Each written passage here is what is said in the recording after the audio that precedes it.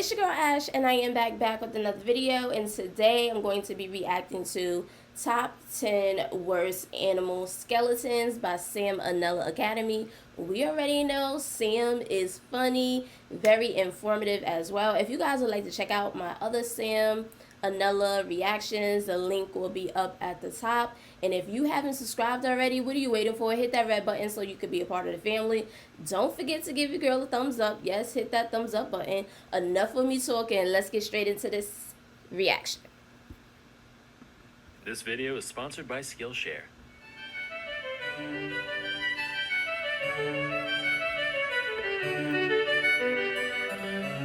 Hey kids, as we all know, the evolution of species is an incredible process driven by little more than the random chance that certain mutations may happen to provide a practical advantage in a creature's environment. And as a result, there's a lot of things out there that look super dumb once you strip back a few layers. Here's the top 10 worst animal skeletons of all time. So first and foremost, I'd like to settle a little debate I've been seeing floating around the past few weeks. Yes, penguins do, in fact, have knees. But in order to hide full-grown legs into one plump cylinder, you gotta have a little skeletal trickery on your side. You guys ever do wall sits in gym class or elsewhere? One of the most torturous exercises out there. I now feel even worse for penguins, because not only did they have to deal with living in a frigid black and white hellscape, the most hostile environment known to man second only to the vacuum of space, all the while constantly pursued by ravenous, bloodthirsty sea dogs, but they're also secretly doing wall sits their entire life. Quick side note, in Mandarin, the word for penguin consists of the characters for business goose, which is fucking hilarious. Like one day a goose put on a suit and said, "Today it is time to make a name for myself, honk." This next guy is known as Parsons chameleon, found in the more remote regions of Madagascar. Notice the fleshy protuberances around its nose area. Turns out, not fleshy, not even remotely fleshy, not even one flesh. Instead, it just has a skull forever frozen in time and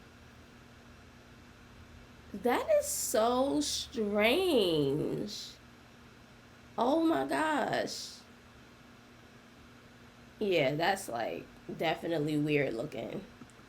in the middle of exploding. Like it sneezed right in the middle of God, shaping it out of clay, and he was just like, whatever, it's a feature now. So for that, this rough-headed reptilian gets number 9. Normally I would have ranked it higher, but that's a dope tail, so he gets some pity points. Next is the pufferfish. So for most of my life, I've pictured pufferfish as just not having any bones. I know it doesn't really make sense, but neither does them turning into a balloon like a goddamn cartoon. Turns out, in their normal state, they actually look like... But don't all fish have bones?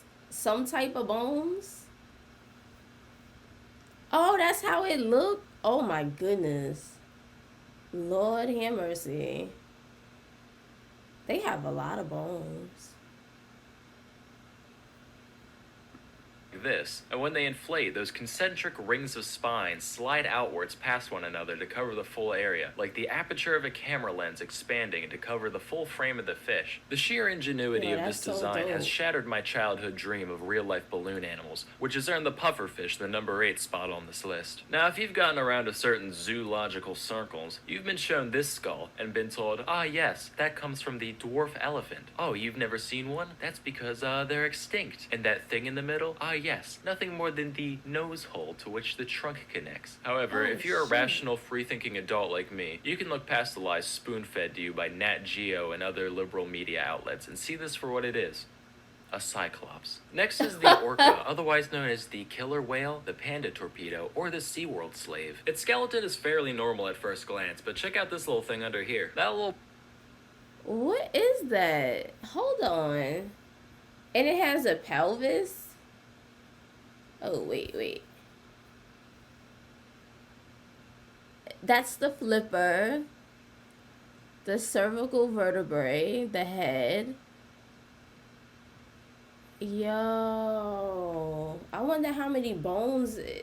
I wonder if he's gonna say how many bones there are in the whale's body. At first glance, but check out this little thing under here. That little bony blip is actually all that remains of the legs and pelvis of the orca from when it evolved from land mammals. Personally, I think that's highly disrespectful to their ancestors. Like, they could have taken the seal route and used those legs for good in the water, but instead these sea cowards said, no thanks, we're gonna undo all that evolution and just be bigger, smarter, warmer fish again. But hey, we'll keep this little piece of nothing just to remember you guys by. Truthfully, I could have chosen almost any cetacean to pick on for this, but the The orca's face also reminds me of SCP-682, which is the most OP overrated shit out there, so he gets the number 6 spot. Moving on, now bear with me here. In every other mammal on Earth, the canine teeth point downward from the gum to the mouth.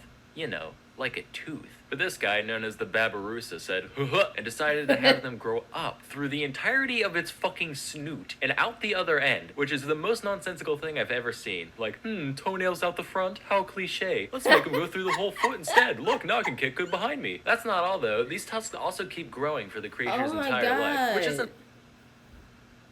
That is like the most stupidest way to grow some teeth. And it looked like it hurt. He looked so uncomfortable and miserable.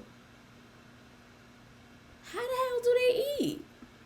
A problem in and of itself, right? Rodents, they keep chewing stuff to wear them down. Alligators, they just let them fall out now and then. But the Babirusa's like, I'll just nut in a lady pig long before this becomes an issue. So if it lives long enough, the teeth can curve right on around and slowly bore into the thing's face, like built-in Chinese bamboo torture. And occasionally, they can end up actually piercing the skull and shish kebabbing the brain. Now, some people might say that this doesn't belong on this list, given that teeth aren't technically bones. And to those people, kids, we say, eat shit and die. Next, we have the octopus. The octopus skeleton is so bad that it doesn't even exist. Sure, they got this little thing in the middle, but that doesn't count. That's just chitin. And yeah. Bro, there is no way an octopus have bones. Impossible. People eat octopus, like the real live octopus. Like there's a lady that's on YouTube right now that eats a whole octopus. A live octopus. And they have like little bones? Sam, you better not be telling lies, Sam. Yeah, they can get in a jar or whatever, but at what cost? At the animal picnics, the crowd shouts, "Bleh, shun the spineless freak." And at the animal wheelbarrow races, with nothing to grab hold of, the cephalopod holds a solitary vigil at the starting line. And lo, the octopus wins naught but a participant medal at the Grand Prix and the number 4 spot on this list. Moving on, here's the skeleton of a fruit bat. Now, not a big deal to us regular folk, but imagine if humans had no context of bats and they dug this thing up. Like, class, archaeologists have recently found these fossilized remains, and using modern technology, we can see exactly what it would have looked like back when it was alive. This abominable creature is known only to scientists as Finger Boy, and is theorized to have fed upon fruit, insects, and the dreams of orphans, which it would siphon out from the ears of the errant little waifs whilst they slumbered. By the way, if you Google image bat skeleton, like, more than half of them have the ears built in, just like, I feel the extraordinarily bat-like wings and figure of our decoration are much too subtle for our consumers. Better slap these on. At number 2, we have the anteater. From its oboe-like skull to its gorilla fist and hands, one can only wonder who let this creature exist. Fun fact, if you take the anteater's skull and blow into its nose, it plays a beautiful song recounting the animal's entire life, and then security escorts you out of the museum. Looking at this, I can only pose the question asked for generations long before my own. That being, why the long face? Before we get to the number 1 spot, here's a few honorable mentions. The wolf eel. The ostrich. This human-cat hybrid I found on a tabloid site. And of course, the mermaid. So at our number 1 spot, we have this creature. That's supposed to be a mirror. I know most of you can't see yourself in it on account of your filthy Dorito-smeared screen, so just take my word for it. So what's wrong with humans, you ask? Well, a lot of things, but for now, let's stick to the skeleton. First off, these bones right here, these are known as the metatarsals. All part of the foot, right? No, that's a bunch of primate propaganda. In most other groups of land mammals, what we'd consider our ankles is actually the quote-unquote knee of the animal. Thanks a lot, walking upright. Also, it's estimated that around 80% of people will experience chronic back pain at some point in their life. Thanks a lot, walking upright. Lastly, probably something you've heard about at some point, our skull to pelvis ratio. For most animals, giving birth, not a big deal. Small heads, wide hips, mazel tov. But check out the big brain on bread.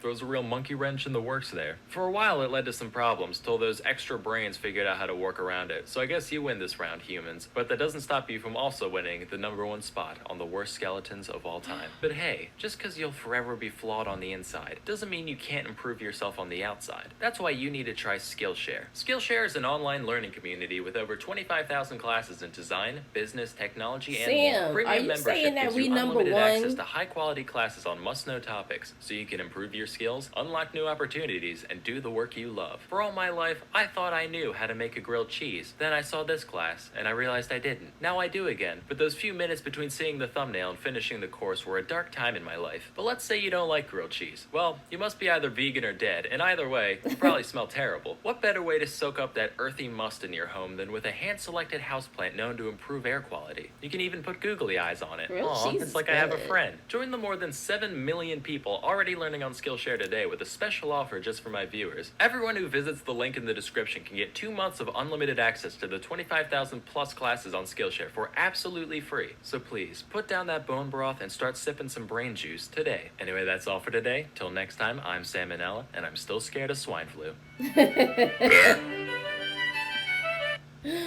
Oh my God, we are number 1. I'm so offended. Yes, Sam, I am offended. I can't believe we made number 1. That's crazy.